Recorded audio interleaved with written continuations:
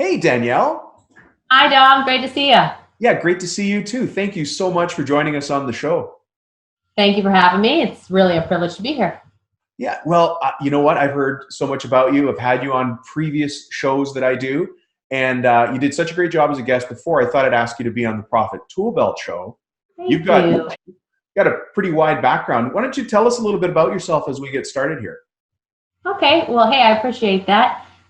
My name is Danielle Putnam. I'm currently the president of a company called the New Flat Rate, and we serve contractors, heating and air, electrical, and plumbing. And then, of course, now we're just getting into the pest control market as well. I was born and bred a contractor's daughter, so very familiar to the trades. And born and bred a contractor's daughter, we kind of grew up feast or famine. Sometimes there was Christmas and sometimes there wasn't. And that really probably is what created the entrepreneurial spirit in myself. It was, life is difficult, and if I ask for money, I'm not getting it, so I better figure out how to work hard and create something. And Right. I became a builder, and I love business, love building business. And so, now that's what we're doing is we're just trying to build our business to serve more contractors every day all over the U.S. and Canada. So you say you grew up a contractor's daughter. What trade was your parents in? Good question. My dad, well, he's an electrical contractor, and his dad was an electrical contractor. So it's definitely family line. And then he bought an HVAC and plumbing company when I was in high school. Oh, Actually sold the electrical and the plumbing and then kept the HVAC. So it was residential, primarily residential. right. Very interesting. I just had a conversation the other day with a residential HVAC company, and they're going through what we call succession planning. The father, it's quite often a man that owns the company or is the Yes. primary, the president, because of the way things have been in the past. And now he's passing it on to his son, but there's two sons, and one son does a little bit more work than the other son. Yes. And it's what do I call it? I refer to it as a delicate dance. You want to be a good dad, but Yes. you want to be fair and you want the company to succeed in the future. So obviously there's a lot of strategy that goes behind that particular situation, but it's one that a lot of people are facing now. Yeah, we right now we're very, very, very fortunate. I'm asked a lot. My dad and I are business partners, and we're both 50-50. And so he had the idea for the New Flat Rate and kept talking to me about it. And I said, well, stop talking about it, do something. He says, I need your, I'll give you half. And I said, okay, sign me up. Oh, good. If it was going to work or if it wasn't. And so from the get-go, he gave me half and I took it. I was thrilled because I really did want to be a part of something great. And I knew we were going to build something awesome. And so I get asked a lot, what's it like working with your dad? Do you guys ever fight? Do you disagree? And, we're family. We also have employed, my VP is a brother, and then my creative director is a sister. So there's about 15 people on staff at any given point, and then we have a lot of contract, employees too. Great. So it's not mostly family, but we do have family here. And personality traits really do play a role, and kind of like your gifting. Like CEO visionary, I'm operations roles, the way we think and process, we really don't ever fight. We've been very blessed, and it's not even fair, but I know so many businesses have a really tough time with that. They do have a tough time. It comes down to the company culture, and there are things to do to work on that. I mean, today we're not talking about succession planning. That's another thing we'll have you back to talk about, is how to work effectively in a family business. I've got a download on my website, how business partners can work better together. Ooh. I don't even promote it, and it's one of the more popular downloads. I bet. Because it's tough. It's an issue. Yeah. Yeah. But today I wanted to talk to you about simple systems. And that's really what I enjoyed, because I went back and re-listened to the episode that you did on the other podcast, which is called Cabinet Maker Profit System. It was a really good interview, and there was a lot of info there. And in that show, you and I talked about simple systems and the power of having just really simple ways of doing things in a repeatable way. Yeah. And, I think that's your background, really, underneath all this. Seems like it. Seems like it. So you come at this from the pricing perspective in a lot of ways. Tell us how this type of pricing system, not necessarily your pricing system, but having a way to price on a job makes running the company easier for people. Yeah, it ties so well into systems, Dom. You ever been to a store or somewhere and a salesperson walks up to you and wants to sell you something, but they make it very difficult. They're describing the product or service and they never give you a dotted line that says sign here to buy. Right. And you find yourself after a long sales pitch saying, how do I buy? And it's uncomfortable. You shouldn't have to ask, how do I buy something? It should be very easy, right? Right. When it comes to pricing and simple systems, we've found, and I can tailor this a little bit to contractors, but really to anybody, that if you don't have a process for how you price your services, then it's going to be uncomfortable and awkward for the customer, but also for your employees, because the majority of employees, is it fair to say, are not born salespeople, right? It's no. Not, yeah. And so if you're asking them, go out and sell this product or service, and it's not in their core DNA, again, majority of the employees, then they're going to fumble along it unless they have a very clear system of this is how we greet the customer, this is what we say, this is how we're going to respond. And then with pricing in particular, it's all about showing a menu, Dom. People like choices. Nobody likes to be backed into a corner. So when you go and you're going to buy a new barbecue grill, maybe you've got a brand new patio in the backyard, you want a new grill back there. You're going to go to Home Depot or Lowe's, or perhaps there's a specialty shop in your town. You're going to take a look at all the different grills lined up, and you're going to look at the most expensive, you're going to look at the most affordable, and where are you going to buy? You need a choice. You might buy in the middle. You do need a choice. You need a choice. And usually did you just say people choose the one in the middle? Well, so often, the majority of the time they do. 80% of the time they choose above the bottom option, 80% of the time. But in sales, so often we give one price and then we try to train our people to upsell and to pressure people to buy more. And that's where the problems come. That's where we have a lack of systems in sales processes of any product or service. The power of a menu is giving choices and having it written in plain so that customers can choose. I think the other thing that I've noticed in working with companies over the years is that when we're asking our technicians, whoever they are in the field, to sell for us, we're trying to get eggs from a racehorse. You're choosing somebody to join your team because they're really good technically. They're they're a great roofer, they're a great HVAC, they're great overhead doors, whatever they're great at.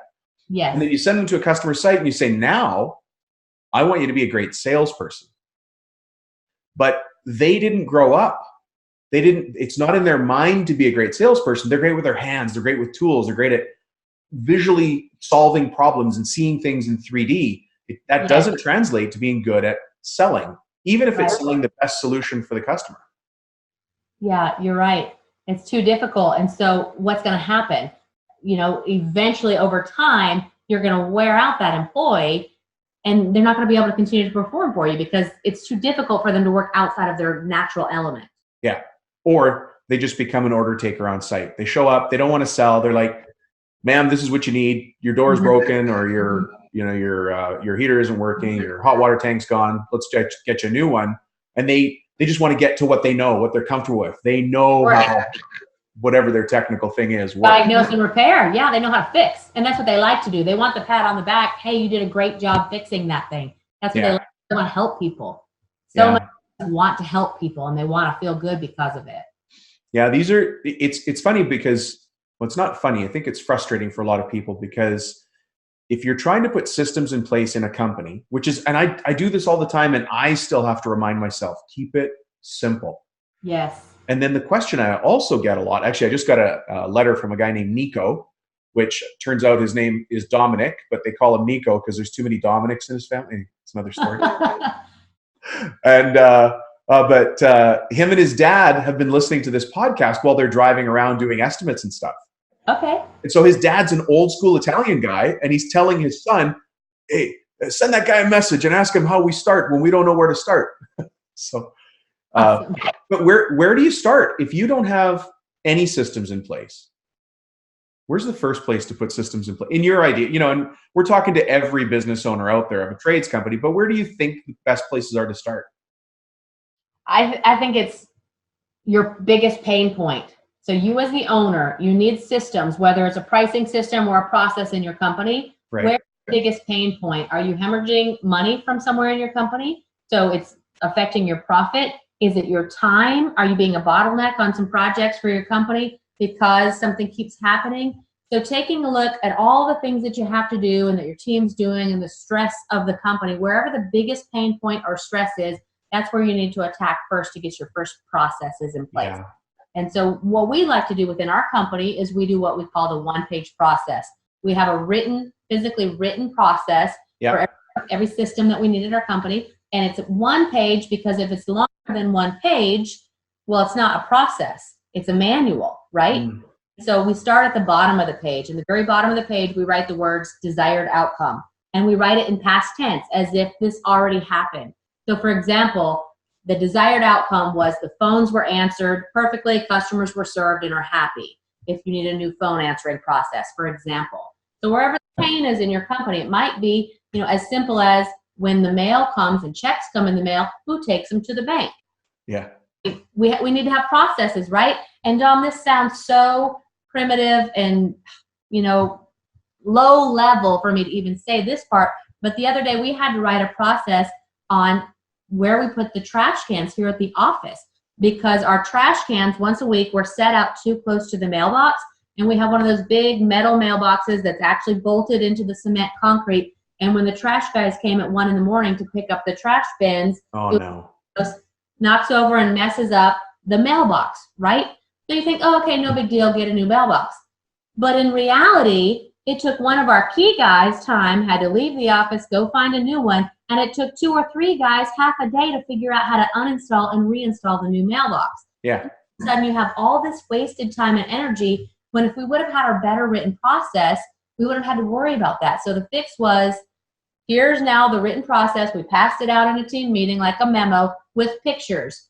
At least 8 feet away from the mailbox, set the trash cans, and then set the trash cans 2 feet apart from each other. Yeah. And so now we have these pictures, and every time that the trash is out once a week, it looks beautiful on the curb. There's never going to be an issue again. And as simple and minute as that was, it caused a lot of money drain and time and energy expense for the company because we didn't have it. So having processes written, even if it seems like just a simple thing, who's going to go get the mail? How do they go get it? What do they do with it when they get it? But starting, because there's way too many processes that we all need, starting with our biggest pain points. And biggest pain points for, owners are usually going to be money and personnel. Yeah. It's interesting that you built a process around that. That's really the basics of lean. Putting lean systems, lean manufacturing in place in your company is try to find places that you're wasting time. And you're in a manufacturing facility, they're trying to save one step. Yes. A step at a time, but you already identified how much time that takes in your business.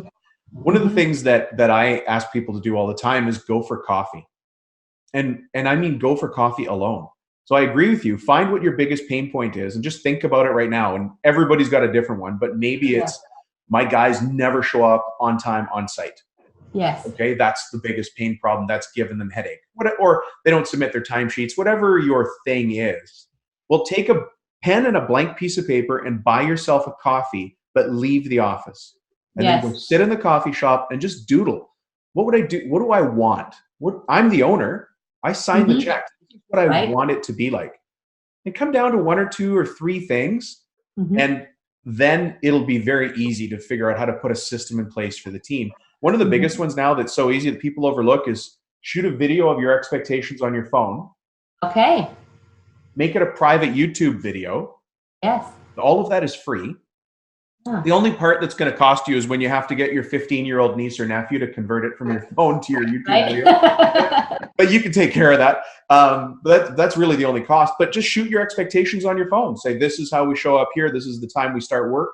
And now every time somebody starts, make sure they watch that video. That's great. That's it. It doesn't have to get more complicated than that. And then shoot another video and another. My pet peeve, and this is going to come through so weird sounding to some of you and obvious to others. I hate it when cords and cables and hoses aren't put away right. Okay. Right? Because what happens in the morning is everybody comes to the back of the truck and they look like drunk monkeys trying to undo the extension cables. And it just wastes time. Yes. And then it's sloppy, it's messy, tools get broken, people can't figure out where things are, cords that aren't put away right get cut. So shoot a video of how you expect cords and cables to be put away, whatever the system is, right? Yeah. Dom, you hit two things that are just so awesome. I love that you said take time and go have coffee with yourself. As how often do we not allow ourselves to have the time, whether it's guilt or what, hey, I need to be in the office. There's too much. My employees need to see me in the office or whatever it is. But giving yourself the freedom to go out and to think through the issues that you need to solve. That's really wise and simple. The other thing where you say, your pet peeve of, they're putting things up wrong. They're winding up the wires wrong and it's not ready for the next day.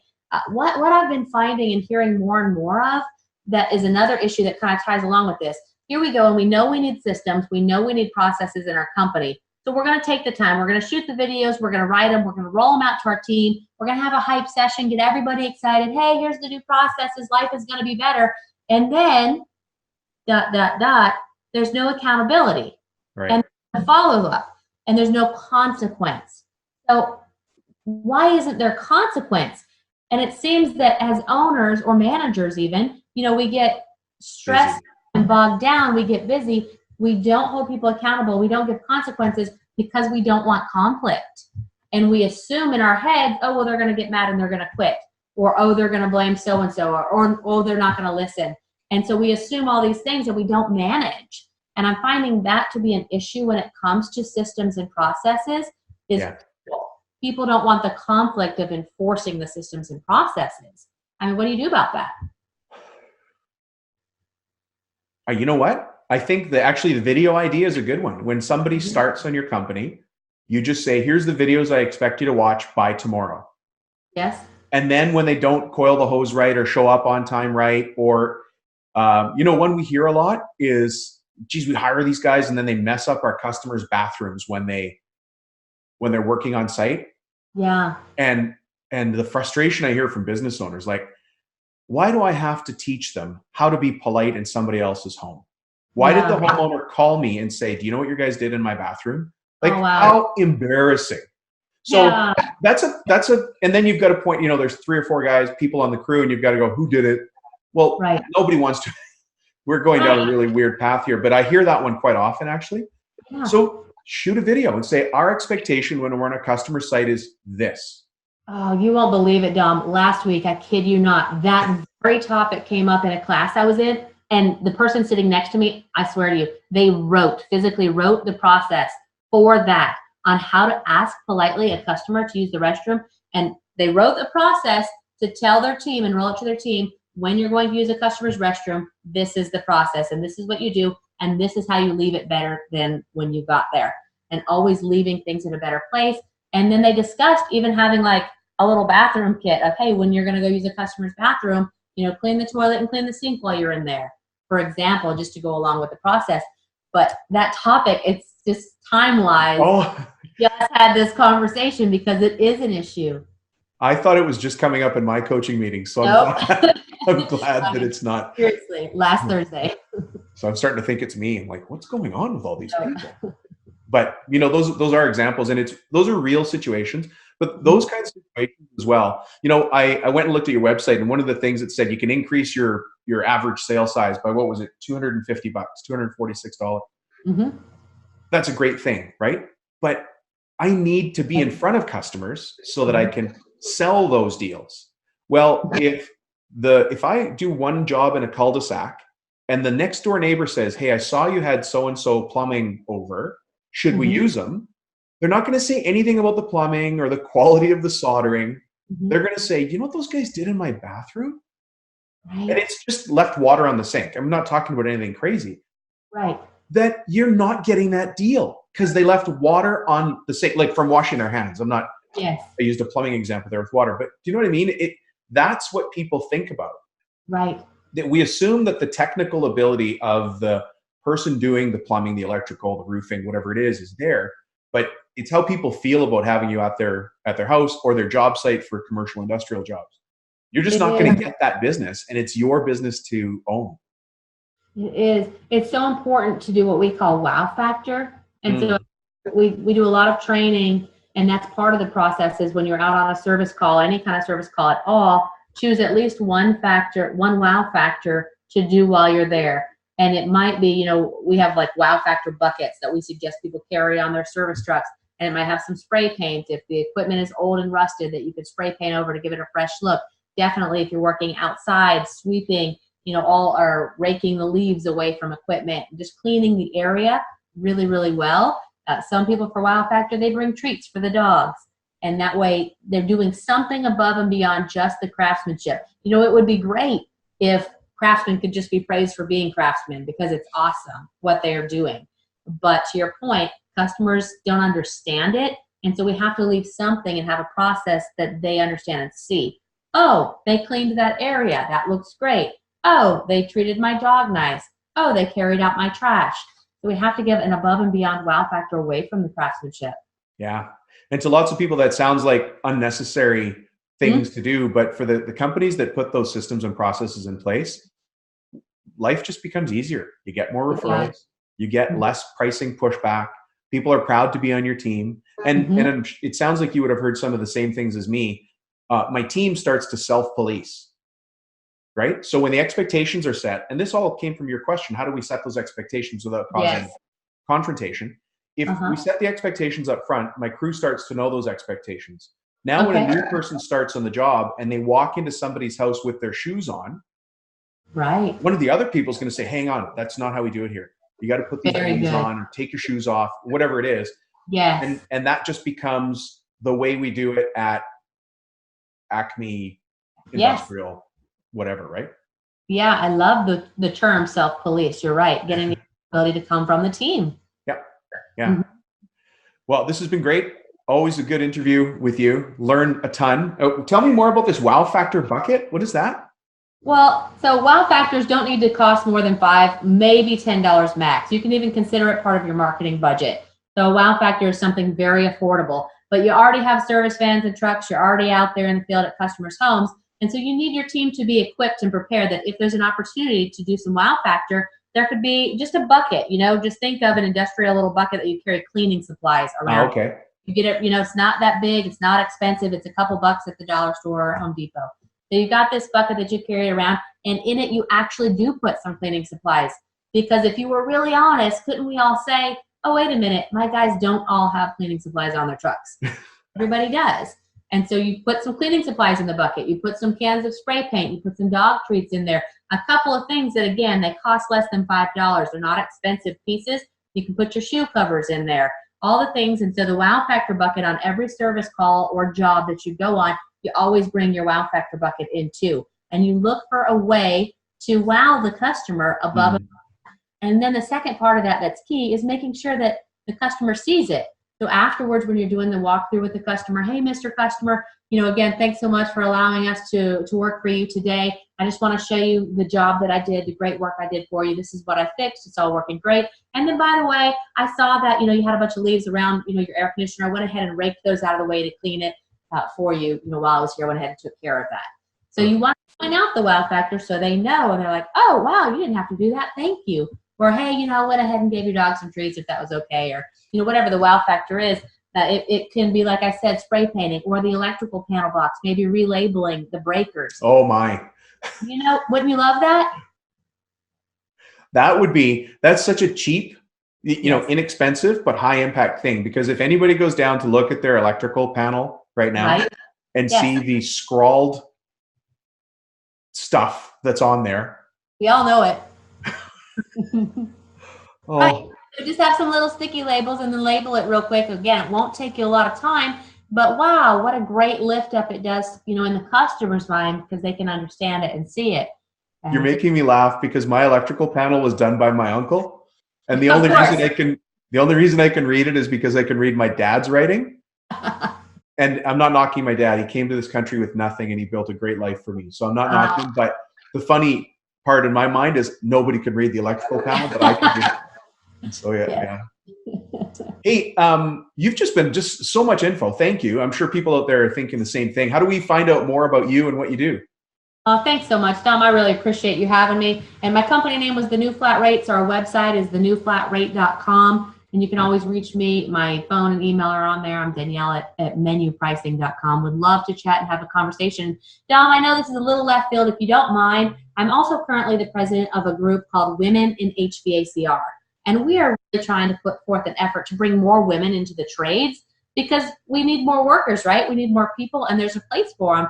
And so, I just like to invite more and more women. I think most of the time they don't consider the trades as an option career-wise because they don't know that there's room for them. If anybody out here on this call, knows any women that would like to talk about joining the industry in any way, I'd love to talk to them. And it's womeninhvacr.org. Again, just trying to promote the trades and get more people involved. And for the industry association, you're not talking about women as presidents or in leadership positions. Is it really anywhere in the organization? It is. It is. Oh, wow. Any kind of, anywhere within the trades, and you could be technicians out in the field, you could be owners, you could be CSR reps. So any position. Okay. Well, fantastic. Hey, I really liked the feature you had on the website where I could chat. It came up as soon as I went to the website, there was a chat thing there. Right. And I like that because sometimes I'm busy and I'm doing 9 other things, and I can just keep that chat going. That's a great idea. Oh, good. Well, thank you for that. Yeah. Well, thank you very much for being on our show. Always looking forward to having you back again because you've got great tips and ideas to share. So thank you, Danielle. Oh, thank you. It's such a pleasure. I appreciate you having me. Talk to you soon. Thanks. Bye.